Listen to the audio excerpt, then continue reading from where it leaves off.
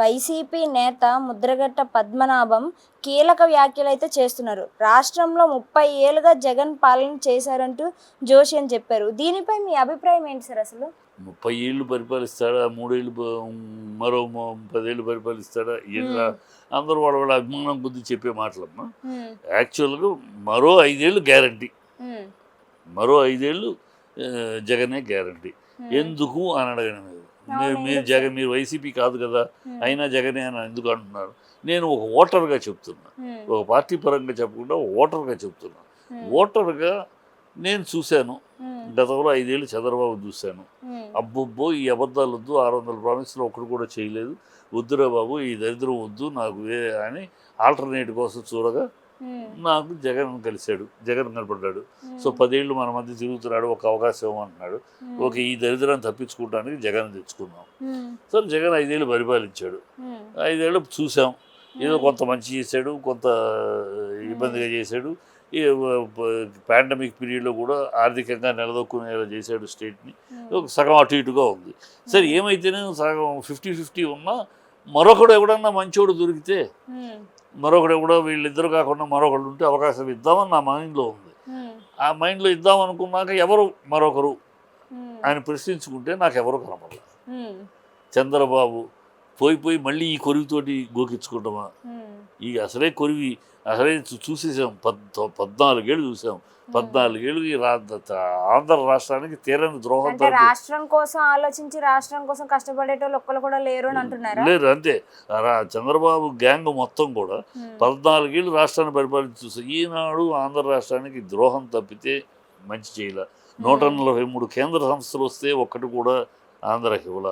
తను 9 ఏళ్ళు జాయింట్గా ఉన్నప్పుడు పోలవరం అవ్వచ్చు, ఒక వైజాగ్ రైల్వే జోన్ అవ్వచ్చు, ఒక వైజాగ్ స్టీల్ ప్లాంట్ అవ్వచ్చు, ఒక కడప స్టీల్ ప్లాంట్ అవ్వచ్చు, ఒక దుగ్గిరాజుపట్నం రేవ్ అవ్వచ్చు, బాబు వస్తే జాబు అన్న మాట అవ్వచ్చు, రుణమాఫీ అవ్వచ్చు. అన్ని అబద్ధాలు అన్నీ కంపు చేశాడు. సో మళ్ళీ ఆ దరిద్రం వద్దు అని సరే, ఆయన వద్దు. మరెవరు? పవన్ కళ్యాణ్. ఏదో పవన్ కళ్యాణ్ వస్తే లేస్తే మనిషి కాడు, ఏదో వస్తున్నాడు తిరుగుతున్నాడు, వస్తే మనిషి కాదు అని అతను ఏదో పవర్ఫుల్గా, లేస్తే మనిషి కాదు అని పవర్ఫుల్ అనుకుంటే అతను కాస్త అస్తవ్యస్తమైన ఒక స్వచ్ఛమైన రాజకీయం కనపట్లేదు. అస్తవ్యస్తం, నిలకడలేని రాజకీయం, నిలకడలేని నాలుక. ఒక చంద్రబాబుని తిట్టకుండా, తెలుగుదేశాన్ని తిట్టకుండా, తెలుగుదేశం అంతటి అవినీతి పార్టీ లేదన్నాడు. తెలుగుదేశం చంద్రబాబు వాళ్ళ అంతు చూడకుండా నిద్రపోను అన్నాడు. నా తల్లిని తిట్టిన వాళ్ళని నిద్రపోనివ్వను, సిగ్గు శరం మానం ఉందా అది ఇది మాట్లాడాడు, అంత ఆవేశంగా మాట్లాడాడు.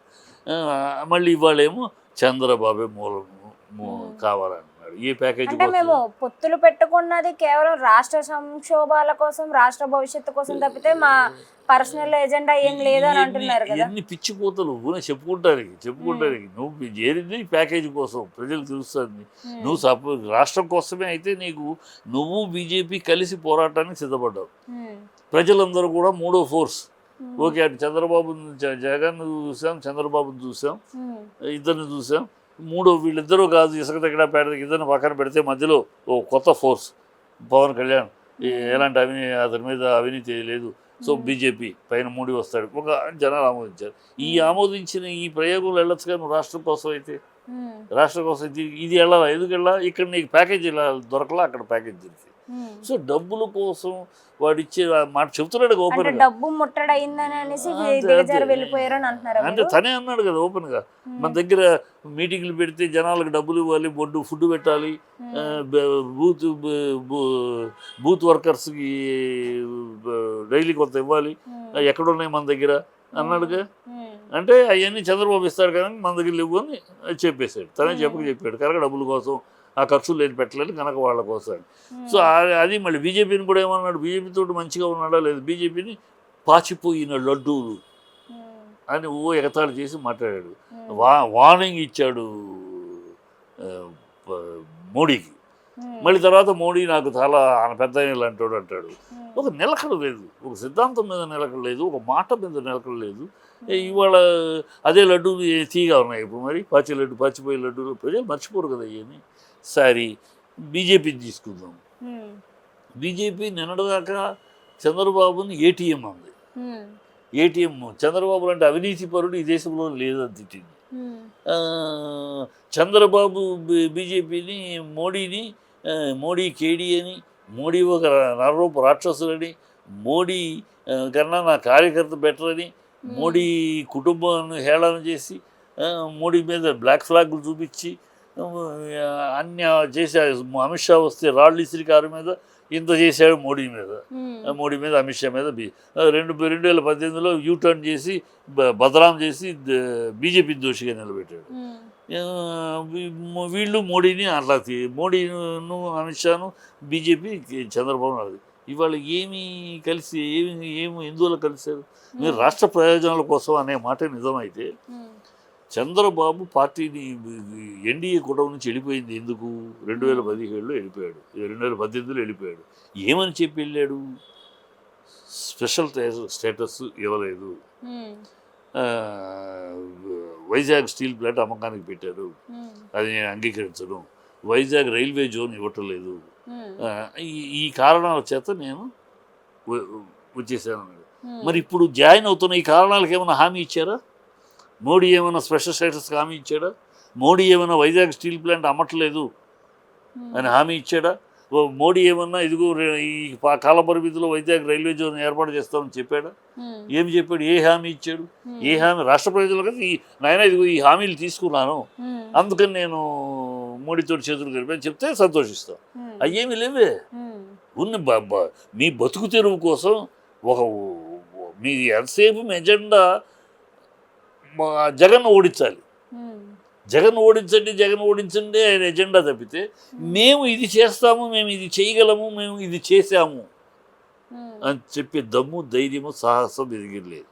అక్కడ ఒక పక్క తనేమో జగన్ ఏమో ఈ వాట్ కమ్ వాట్ నేను ఇది చేశాను ఇదిగో అని మీటింగ్లో చెప్తున్నాడు ఆధారాలతో, నేను ఇన్ని ఉద్యోగాలు ఇన్ని చేశాను, ఈ చూసి మీ ఇంటికి నా ప్రభుత్వం ద్వారా ఏదన్నా లబ్ధి చేరిందంటే నాకు ఒకటి ఏంటని అడుగుతున్నాను.